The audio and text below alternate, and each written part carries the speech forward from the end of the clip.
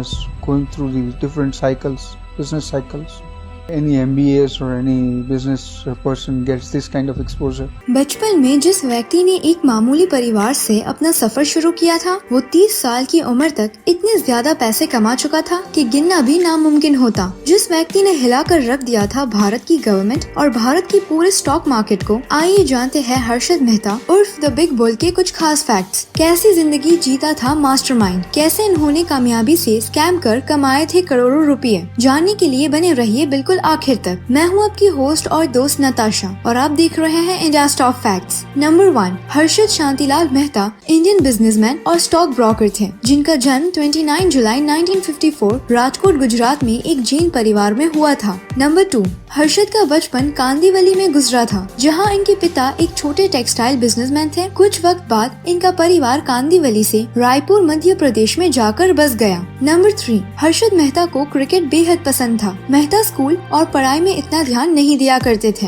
School की पढ़ाई के बाद हर्षद काम ढूंढने और आगे की पढ़ाई के लिए मुंबई आ गए थे। नंबर 4, हर्षद ने 1976 में अपना बीकॉम लाला लाजपत राय कॉलेज से कंप्लीट किया था और मुंबई में इन्होंने बहुत सी अलग अलग नौकरियां भी करी है। नंबर 5, मेहता ने हीरो को घिसने से लेकर सीमेंट बेचने तक का काम किया है। इंटरव्यू में इनका कहना था कि मैंने स्टडी ज्यादा तो नहीं करी, पर मुझे जिंदगी में प्रैक्टिकल नॉलेज हासिल करने के बहुत मौके मिले। नंबर 6, मेहता ने अपना career as a sales person Mumbai की New India Assurance company limited NIACL में शुरू किया था। इस वक्त इनका इंटरेस्ट स्टॉक मार्केट में बढ़ने लगा था। नंबर 7, NIACL में कुछ वक्त काम करने के बाद ही हर्षद मेहता ने वहां से रिजाइन कर दिया और अपने स्टॉक मार्केट के इंटरेस्ट को आगे बढ़ाने के लिए इन्होंने एक ब्रोकरेज फर्म ज्वाइन कर लिया। नंबर 8, साल 1984 में हर्षद मेहता ने अपने भाई के साथ एक कंपनी शुरू की। इस कंपनी का नाम grow more research and asset management रखा गया और ब्रोकर होने के नाते मेहता ने BSC में अपना ब्रोकर का बिजनेस स्टार्ट कर दिया। नंबर 9, हर्षद मेहता ने साल 1986 में ट्रेड करना शुरू किया और 1990 में बहुत से लोगों ने भी हर्षद के फर्म में इन्वेस्ट करना शुरू कर दिया। नंबर 10, ये वो वक्त था जब हर्षद मेहता ने तेजी से ट्रेडिंग करनी शुरू कर दी थी और एसोसिएटेड सीमेंट कंपनी ACC में हर्षद ने भारी मात्रा में शेयर खरीदे और इनके इस कंपनी में इन्वॉल्व होने के बाद पहले जो सीमेंट कंपनी का शेयर 200 में होता था, अब वो 9000 में हो गया था, वो भी सिर्फ 3 महीने में। नंबर 11, इस वक्त में खास करके 1990 से 1991 में मीडिया का ध्यान पूरी तरह से हर्षद मेहता पर था और अब मीडिया में इनका नाम द बिग बुल रख दिया गया था। नंबर 12, हर्षद मेहता का नाम और उनकी तस्वीरें बहुत सी पब्लिकेशंस और मैगजीन्स में आने लगी थी और एक बेहद मशहूर इकोनॉमिक मैगजीन बिजनेस टुडे के कवर पेज पर भी हर्षद मेहता को पोर्ट्रे किया गया था। इस आर्टिकल में इनका नाम रैगिंग बुल रखा गया। नंबर 13, अगर बात करें लाइफस्टाइल की तो हर्षद मेहता की जिंदगी किसी बॉलीवुड के सुपरस्टार से कम नहीं थी। हर्षद के पास वर्ली के टॉनी एरिया में एक खूबसूरत सी फेसिंग 15,000 स्क्वायर फीट का पेंट हाउस था। इसी के साथ एक मिनी गोल्फ कोर्स और स्विमिंग पूल भी था। नंबर 14, हर्षद को गाड़ियां बेहद पसंद थी और इनके पास एक बेहतरीन कार कलेक्शन था, जिसमें टोयोटा कोरोला, लेक्सस स्टारलेट और साथ ही टोयोटा सेरा नाम की लग्जरियस कार्स थी, जो शायद उस वक्त सबसे अमीरों के लिए भी महंगी थी। नंबर 15, हर्षद मेहता को बिग बुल कहा जाता था क्योंकि इन्होंने 1991 में स्टॉक मार्केट में एक बुल रन शुरू कर दी थी। ये जिस कंपनी के शेयर्स खरीदते थे, उनकी वैल्यू एकदम से आसमान छू लेती। ये जिस भी जगह हाथ डालते, वहाँ इन्हें कामयाबी ही मिलती थी। नंबर 16, पर अब आते हैं इनके स्कैम पर। हर्षद मेहता ने बहुत पैसे और कामयाबी कमाई, पर इसको हासिल करने के लिए इन्होंने बेहद विवादित तरीके इस्तेमाल किए। मेहता ने स्टैम्प पेपर और बैंक रिसीप्ट स्कैम का इस्तेमाल कर करोड़ों रुपए कमाए। Number 17, stamp paper scam. उस वक्त जब एक बैंक को दूसरे बैंक से गवर्नमेंट सिक्योरिटी लेनी होती थी, तो उस सिक्योरिटी को दिलवाने का काम ब्रोकर का होता था। एक ब्रोकर इन दोनों बैंक्स की कड़ी बनकर डील्स करवाता था और यहाँ हर्षद मेहता ब्रोकर थे, जिन्होंने सिस्टम की बुरी हालत का फायदा उठाया। हर्षद एक बैंक से पैसे लिया करते थे और उन्हें वादा करते थे दूसरी बैंक से गवर्नमेंट सिक्योरिटी दिलाने का और ज्यादा इंटरेस्ट के साथ पैसा लौटाने का, और बजाय इस पैसों को दूसरी बैंक में ले जाकर गवर्नमेंट सिक्योरिटी प्रॉपर्टी खरीदने के हर्षद बैंक से लिए इन पैसों को शेयर मार्केट में इन्वेस्ट कर देते थे, जो बेशक बैंक के पैसे थे। ऐसे ही हर्षद हर बैंक को फंसाकर उनसे पैसे निकलवाते थे और बैंक भी हर्षद की इमेज को ध्यान में रखते हुए इन पर भरोसा कर इन्हें पैसे दे देते थे। नंबर 18, बैंक के पैसों से हर्षद ने जानी मानी कंपनीज के शेयर्स खरीदे, जिसमें ACC, स्टरलाइट इंडस्ट्रीज और वीडियोकॉन भी शामिल थे। ये कंपनीज भी इस बात से बेखबर थी कि हर्षद बैंक के पैसों से शेयर्स खरीद रहे थे।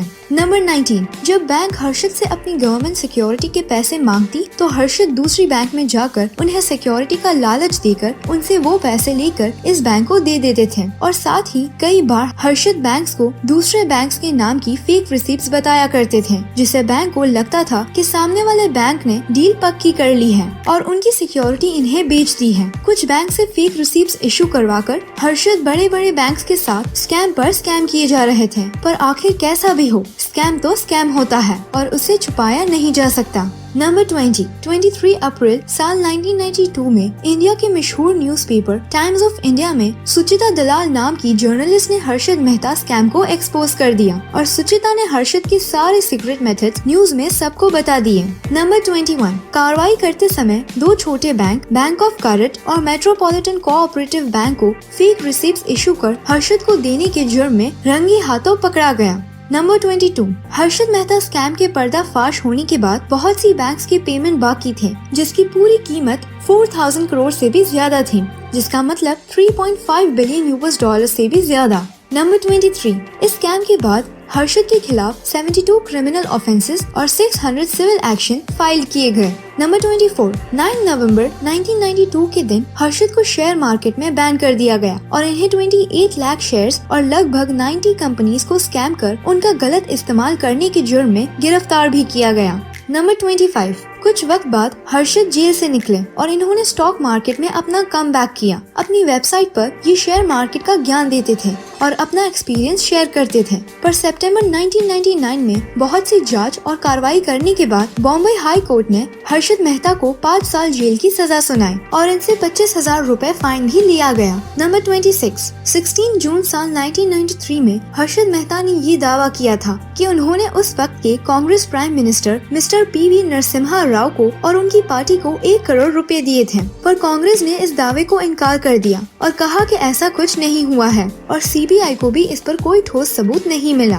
नंबर 27, 31 दिसंबर साल 2001 में हर्षद मेहता क्रिमिनल कस्टडी के चलते थाने जेल में रखे हुए थे। तब उन्होंने आधी रात को अचानक सीने में दर्द होने की शिकायत की और इन्हें थाने के सिविल हॉस्पिटल में एडमिट किया गया, जहां 47 की उम्र में इनकी हार्ट अटैक से जान चली गई। नंबर 28, उनकी मौत के बाद भी इन पर 27 केसेस चल रहे थे, जिनमें से कितने सारे आज भी देश के अलग अलग कोर्ट्स में लड़े जा रहे हैं। नंबर 29, हर्षद मेहता ने एक इंटरव्यू में कहा था कि किसी को भी अंदाजा नहीं है कि इस केस में आखिर हुआ क्या, सब इसे अपने तरीके से बताते हैं। इंटरव्यू में हर्षद ने अपने CBI एक्सपीरियंस के बारे में बताया कि उनके पास 65 से 70 CBI इन्वेस्टिगेटर्स आए और सब ने अपने अलग तरीके और अपने अलग मेथड से सच जानने की कोशिश की और इन्होंने कहा कि वो सब ऐसे सवाल करते थे जैसे उनमें पहले सच पता लगाने का कंपटीशन चल रहा हो। नंबर 30, हर्षद मेहता की जिंदगी पर अभी एक मूवी और एक वेब सीरीज बनाई गई है। फिल्म बिग बुल में अभिषेक बच्चन हर्षद का किरदार निभाते नजर आएंगे और स्कैम 1992 नाम की वेब सीरीज में प्रतीक गांधी को हर्षद का रोल प्ले करते देखा जा सकता है। ये सुचिता दलाल की किताब द स्कैम से इंस्पायर होकर बनाई गई।